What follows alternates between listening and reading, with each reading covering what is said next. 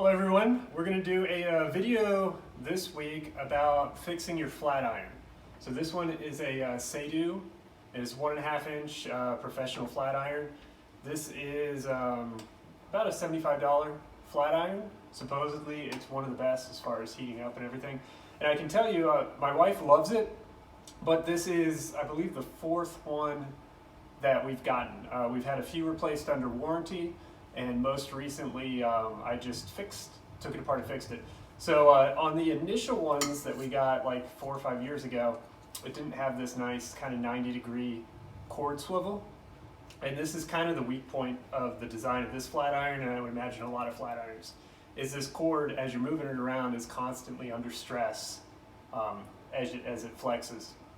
So they added this cord swivel a few years ago to the design, which is great, but it hasn't completely eliminated the problem. So the symptoms that we experienced were it would turn on and heat up, but when it moved, when the cord actually moved around, it would lose power and shut off. So if your flat iron is losing power when you're moving it around or has lost power completely, this is the weak point in the design where the cord actually attaches to the unit, and that's where I would recommend starting. So before you do this,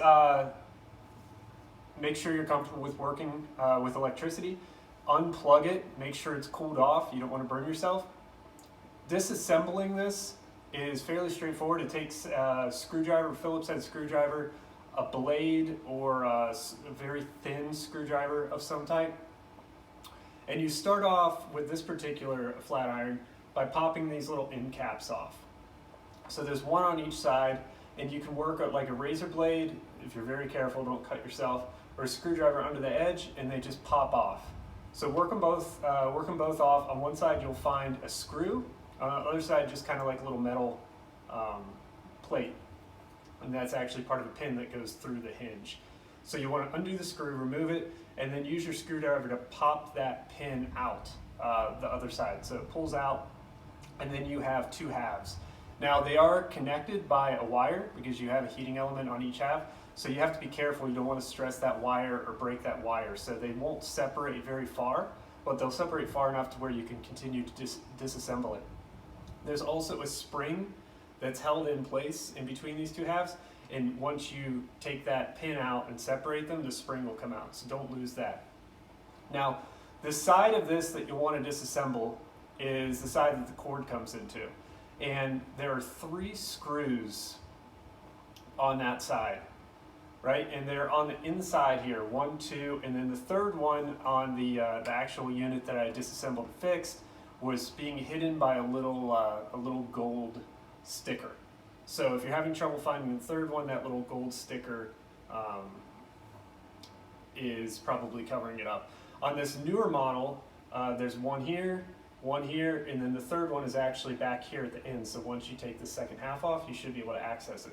So once you find those screws, you can take those off. There's one other thing you have to do to separate the two halves of this side, and that is this band here at the end of it, right where the cord goes in. You need to pry this off, and it's a little bit flexible, so you can use like a really thin screwdriver or razor blade and just kind of pop it off, slide it down the cord. Remember not to lose it though. Now once you get those screws out, you can separate the two halves. You see inside of it the circuit board and the wiring. Examine this joint here. So on mine, I very quickly saw that the wire was loose, and I pulled on it just a little bit to test it, and it came apart completely. So it was a loose wire. The other thing that I had originally suspected, it turned out not to be the case, but on mine anyway, but it could be the problem with yours, are the actual little metal connections in the end here where this cord attaches. Those might become loose over time and stop getting a good connection. You might just need to reach in there with like a pair of needle nose pliers and squeeze them just a little bit to tighten them up, and that could fix the problem as well. So once I determined that the wire had come loose, I had to fix it. So I used my soldering iron. I have a really nice, not really nice, but like a $35 Weller soldering iron that has a little temperature control dial. It's fantastic. I use it pretty regularly. It's paid for itself many times over. I really like it, especially for small projects like this that are kind of you need to be precise.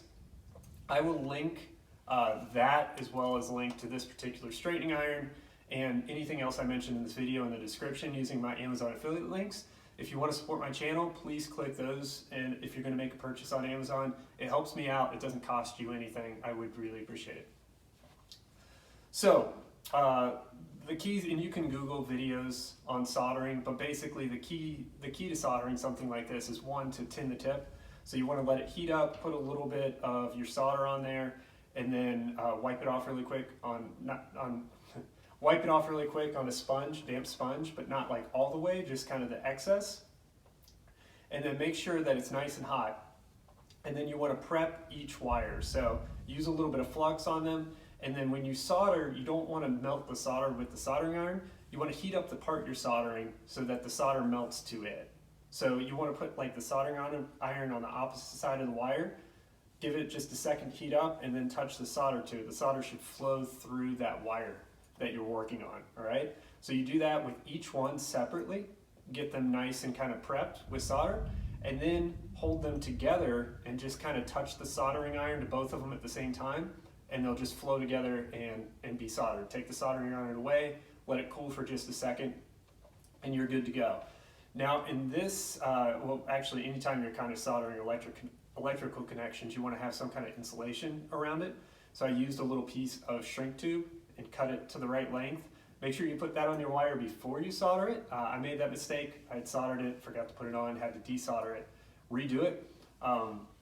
Once you do that, just melt it or heat it up. It'll shrink around, provide a nice insulation layer, and then you can reassemble the hot iron. So I actually videotaped myself reassembling it just so you guys can see. Okay, the only tricky part really about reassembling it is the power button, because it's loose in there. So you need to put the top half upside down on the table so the power button isn't falling out. And then you can kind of lower everything down into it on top of it, same way it came apart. The actual heating plate has a little tab on the top, so you need to kind of like tilt it and put that tab in first at the end, and then it'll snap down into place. That little plastic piece goes under it. There's a tab on the plastic piece as well, as you can see, and that snaps down into place. And then you kind of work your way up the arm to the other end, and the little connector that the plug actually goes into fits in rather nicely. So you just want to make sure you have that in place as well as you kind of snap the pieces back together. And they do tend to kind of snap into place, which is nice. Nice tight fit. Don't forget to put the plug back in like I did. So I had to loosen it back up and then get the plug seated, and there's a nice little skirt around there or tab that'll fit into a groove. So you get it into that plug, and then there's an actual groove in the plastic housing itself that retains it. So you can kind of see working in there. I should also mention, take your time. You don't want to break anything. It's not a rush. So you get it plugged in, and then it fits nicely in that retaining kind of groove there. And then you can put that plastic back on there, and it holds everything together nicely, exactly how it should be. And once everything's clicked back into place and seated flush, you put the 3 screws back in. There's one kind of at each end, and then that one in the center.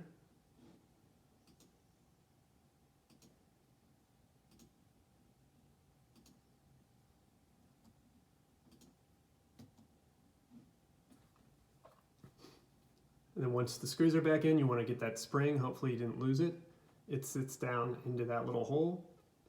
And then you want to reassemble the 2 halves, and be careful with that wire at the joint. It goes along the back edge, as you can see, on kind of like the back side of that pin that's going to go through and connect the 2 halves.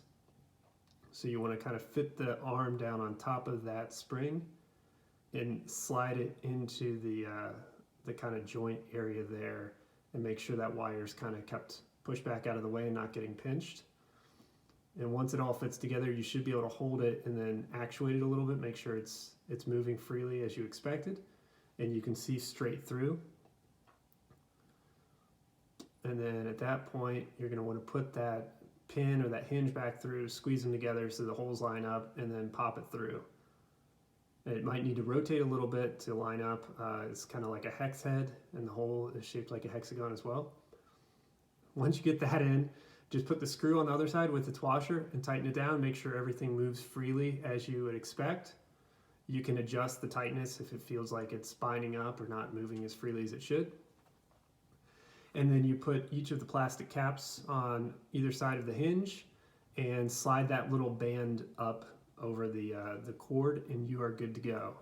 At that point, I would say plug it in, test it, make sure it works as expected, and you should be good to go. Yeah, so that's it. Happy to respond to questions. If you have any questions, post them in the comment section.